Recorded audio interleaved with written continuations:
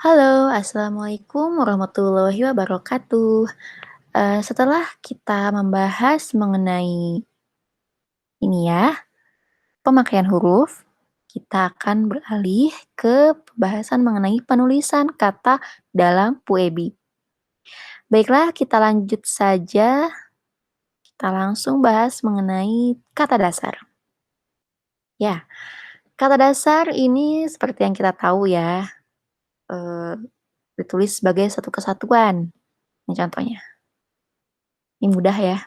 Kemudian, nah ini berimbuhan.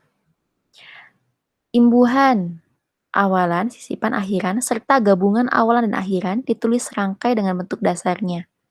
Ya, kalau bentuk dasar yang tadi, ya hanya jalan saja, hanya lanjut saja, hanya mudah saja. Kalau imbuhan ini diberikan imbuhan di depan, tengah, atau akhir. Lalu imbuhan yang diserap dari unsur asing seperti isme, man, wan, atau wi ditulis serangkai. Ini ya, kuisme, seniman, wartawan, gitu, gerejawi, dan sebagainya. Kemudian bentuk terikat ditulis serangkai dengan kata yang mengikutinya. Ini contohnya. Nah, untuk kata pasca sarjana juga ya, masih banyak orang yang menuliskan pasca spasi sarjana, padahal itu salah. Yang benar itu digabung. Pasca sarjana, paripurna, proaktif, prasejarah juga ya, masih banyak yang menuliskannya dipisah. Gitu. Ya. Lalu bentuk terikat yang diikuti oleh kata yang berhuruf awal kapital atau singkatan yang berupa huruf kapital dirangkaikan dengan tanda hubung atau strip. Ini ya, ini kan bentuk terikatnya. Kemudian menghadapi kapital, maka diberikan strip.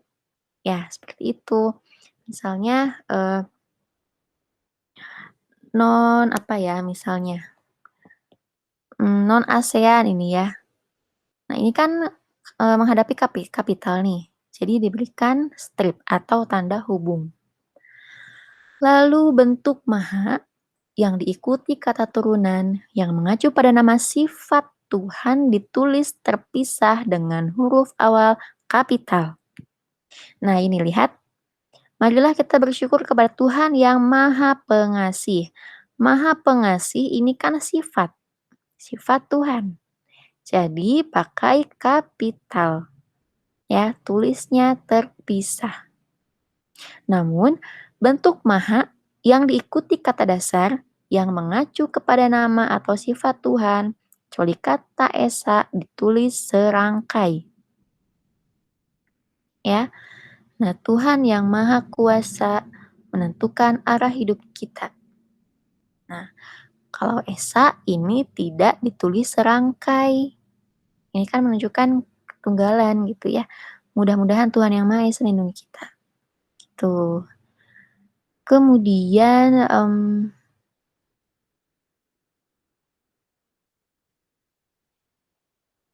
oh ya, sebentar yang ini ya. Nah, ini kata turunan kan ya, karena menggunakan imbuhan. Kan kata dasarnya itu kasih. Kalau ini kan kuasa, ini sudah kata dasar. Itu bedanya ya. Kemudian bentuk ulang. Ini saya rasa Anda sudah tahu ya. Anak-anak, lauk pauk, kupu-kupu, lumba-lumba ini pakai tanda strip atau tanda hubung. Juga sama, bentuk ulangan gabungan kata. Ya, ini terus menerus, ramah tamah, ya, juga pakai strip atau tanda hubung.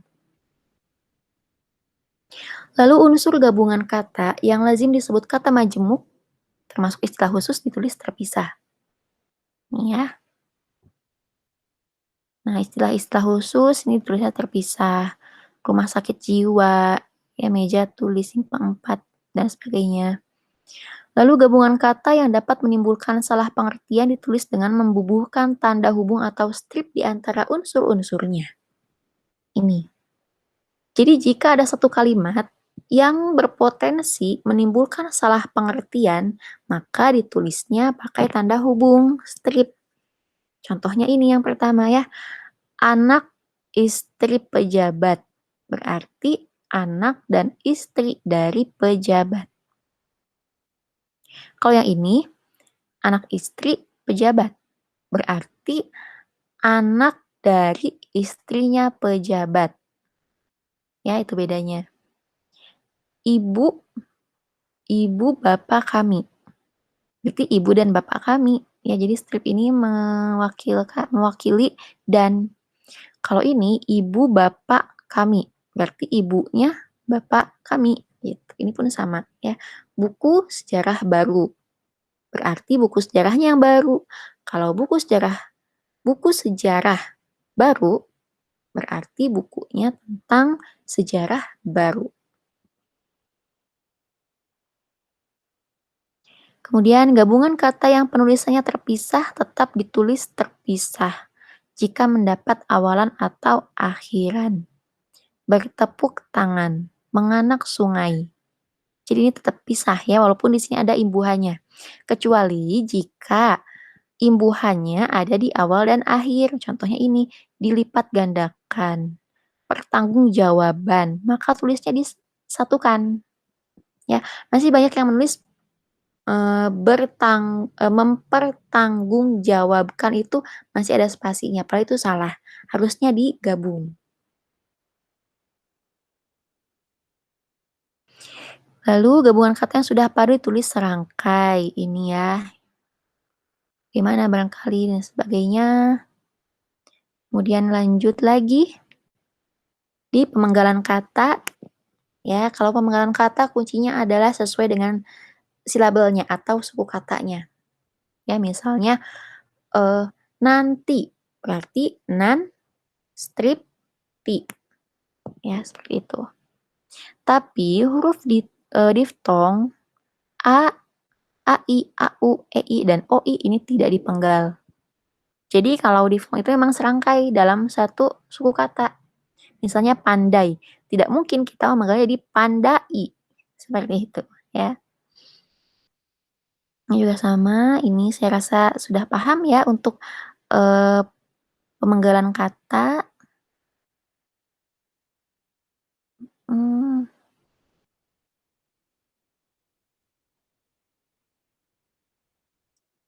Kita lanjut. Kata depan, ini yang masih ditemukan banyak kesalahan penulisan. Jadi masih banyak orang-orang yang salah menulis di ke dari. Kalau dari mungkin masih banyak, sudah banyak yang bagus, sudah banyak yang benar ya penulisannya, tapi untuk di masih banyak yang salah. Kita lihat di mana dia sekarang. Nah, jika di menunjukkan keterangan tempat, ya, maka tulisnya pisah. Tapi kalau di yang menjadi sebuah imbuhan, ditulisnya gabung. Ini contohnya. Kain itu disimpan di dalam lemari. Berarti yang ini digabung, yang ini dipisah. Karena menunjukkan keterangan tempat di mana dalam lemari. Seperti itu. Ke juga sama, dari juga sama. Harus tulis terpisah. Kemudian partikel ada lah, kah, tah. Ini ditulis serangkai, jadi jangan dipisah. Misalnya, berdoalah sebelum makan. Maka lahnya itu harus digabung, jangan dipisah. Ya, apakah, siapakah, itu juga tulisnya digabung. Jadi kalau partikel itu harus digabung. Kemudian partikel pun ditulis terpisah dari kata yang mendahuluinya. Misalnya, apapun makannya, minumnya, bla bla bla. Minumnya air putih gitu ya. Nah, jadi punnya ini harus tulis terpisah. Ya, pun sama, malam pun, satu kali pun engkau belum pernah mengunjungi rumahku. Punnya dipisah. Namun, ya, partikel pun yang merupakan unsur kata penghubung ditulisnya serangkai. Nah, ini kan kata penghubung nih, ya. Jadi tulisnya digabung nih, meskipun, walaupun, adapun, bagaimanapun, gitu. Jadi jika, ada kata penghubung, ya, partikel punya itu harus digabung. Lalu partikel per juga ya, yang berarti demi, tiap, atau mulai ditulis terpisah. Contohnya, harga permen misalnya harga permen itu Rp500 per butir. Nah, jadi pernya itu harus dipisah. Ya, ini juga sama nih, 1/1. Jadi jangan 1/1, per satunya jangan digabung ya, tapi harus ada spasinya, dipisah. 1/1, per meter, per 1 Januari, ya itu ditulisnya dipisah. Lalu untuk singkatan dan akronim, ya ini saya rasa sudah paham ya, gelar, nama, dan sebagainya. Lalu ini singkatan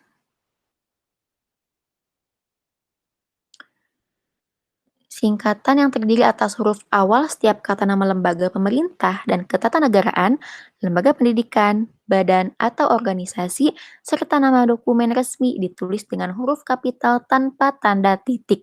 Kalau ini kan titik nih ya untuk nama, gelar, dan sebagainya. Kalau untuk nama lembaga, dokumen, atau organisasi, huruf kapitalnya ditulis tanpa titik. Misalnya NKRI, UI, UNJ, ya ITB itu tulisnya kapital semua. Lalu singkatan yang terdiri atas huruf awal setiap kata yang bukan nama diri ditulis dengan huruf kapital tanpa tanda titik. Nah, saya masih sering melihat PT ini ditulisnya pakai titik ya, PT titik. Padahal yang benar itu adalah PT saja, kapital, tanpa titik. Ya, ini juga sama, MAN, SD, KTP. Jadi jika singkatannya terdiri atas huruf awal setiap kata, ya, pakai kapital. Lalu singkatan yang terdiri atas 3 huruf atau lebih diikuti dengan tanda titik, misalnya HLM, DLL, DS, TYTH, dan sebagainya ya. Jadi HLM titik, DLL titik, itu. Ini juga sama, jika singkatnya terdiri atas 2 huruf, yang lazim dipakai dalam surat menyurat, diikuti tanda titik juga. AN, A titik N titik, SD, ya sampai dengan S titik D titik, seperti itu. Kalau ini titiknya di akhir, yang ini titiknya di tengah dan akhir. Juga sama ya, untuk lambang-lambang. Kemudian akronim nama diri yang terdiri atas huruf awal setiap kata ditulis dengan huruf kapital tanpa titik. Ya, ini akronim nih. Jadi kalau singkatan ini yang tadi ya, singkatan ini. Ya, ini akronim. Nah, jadi tulisan tanpa titik. Ini juga sama, akronim. Yang berupa gabungan suku kata atau gabungan huruf dari deret kata ditulis dengan kapital di awal. Bulog, ya, Badan Urusan Logistik, Uniku, ya, seperti itu, Universitas Kuningan, Bappenas, dan sebagainya, Suramadu, Jagorawi, ya, itu akronim. Lalu akronim bukan nama diri yang berupa gabungan huruf awal dan suku kata atau gabungan suku kata ditulis dengan huruf kecil. Ini, ya. Yang ini kan akronim nama diri alias akronim nama lembaga atau nama tempat. Ya, jadi tulisnya pakai kapital di awal. Ya. Tapi kalau akronim yang bukan nama tempat atau lembaga yang berupa gabungan huruf awal dan suku kata ditulis dengan huruf kecil. Nah, iptek juga. Jadi jangan nulis iptek pakai besar semua ya. Tuh, pemilu juga sama, puskesmas sama ya, seperti itu ya. Itu untuk singkatan dan akronim. Lalu untuk penulisan kata bagian angka dan bilangan. Saya rasa kalian sudah paham yang ini, kita bahas yang ininya ya. Bilangan dalam teks yang dapat dinyatakan dengan satu atau dua kata ditulis dengan huruf, kecuali jika dipakai secara berurutan dalam perincian. Ini ya, jadi kalau ini kan angka 3, ini masih bisa ditulis dengan huruf, ya dengan satu atau karena hanya memiliki satu kata saja. Tapi kalau misalnya 25 ya, itu ditulisnya pakai angka. Karena 25 ini dinyatakannya dengan 3 kata. 20 dan 5. Gitu. Nah, jika dalam perincian, maka ditulisnya angka. Ini contohnya. 5 ini kan hanya satu kata ya. Tapi kenapa ditulis dalam bentuk angka? Karena ini masuk ke dalam perincian. Seperti ini. Kemudian selanjutnya, bilangan pada awal kalimat ditulis dengan huruf. Jadi, di awal kalimat itu tidak boleh ada angka. Ya, di awal kalimat tidak boleh ada angka. Jikapun ada bilangan, maka ditulisnya menggunakan huruf. Misalnya ini 50 siswa, 3 pemenang, ya. Lalu bagaimana jika di awal kalimat ini terdapat angka yang ketika dituliskan itu memiliki lebih dari 2 kata, maka penulisannya harus diubah. Ya, jadi yang tadinya 250, ini kan 250 ada 3 kata ya. Berapa tuh? 204 ya, maaf. 205 dan puluh. Nah, ini kan ada 4 kata jika dituliskan. Maka dipindah kalimatnya, diubah. Panitia mengundang, baru pakai angka. Seperti itu. Ya. Jadi jika di awal kalimat terdapat bilangan yang masih bisa dituliskan oleh satu atau dua kata, maka tuliskannya pakai huruf. Jika di awal kalimat ada bilangan yang dituliskannya lebih dari 2 kata, maka kalimatnya diubah. Tuh. Kemudian angka yang menunjukkan bilangan besar dapat ditulis dengan huruf supaya lebih mudah dibaca, ditulis sebagian. Contohnya ini, kita kan tidak mungkin menuliskan 250.0000 gitu ya, tidak mungkin. Jadi tulis dulu angkanya, baru sebut jutanya. Juga sama. Ya, seperti itu. Nah, ini kenapa kok 10 kan hanya satu kata? Iya, tapi kan jika dijabarkan, ya itu kan kepanjangan. Jadi tulisnya di sini angkanya, baru jumlah besarannya berapa. Tuh. Lalu ini untuk ukuran panjang dan sebagainya saya rasa sudah paham ya. Ini angka untuk alamat rumah juga. Jadi untuk alamat rumah ini jangan pakai JLN tapi tulis saja jalan ya. Itu. Kemudian angka dipakai untuk menomori bagian karangan atau ayat ya. Saya rasa sudah paham ini juga. Ini untuk pecahan, bilangan utuh ya. Penulisan bilangan tingkat. Nah, ini. Ketika kita menuliskan huruf yang diikuti dengan angka, maka tulis strip. Pakai strip. Misalnya S1, S strip 1, S2, S strip 2. Itu ya. Ini juga sama. Ke strip 20, ke strip 2. Tuh. Ini juga ya. Ini kan angka bertemu dengan huruf, maka pakai strip. Itu ya rumusnya, sebenarnya mudah. Ini untuk di kwitansi.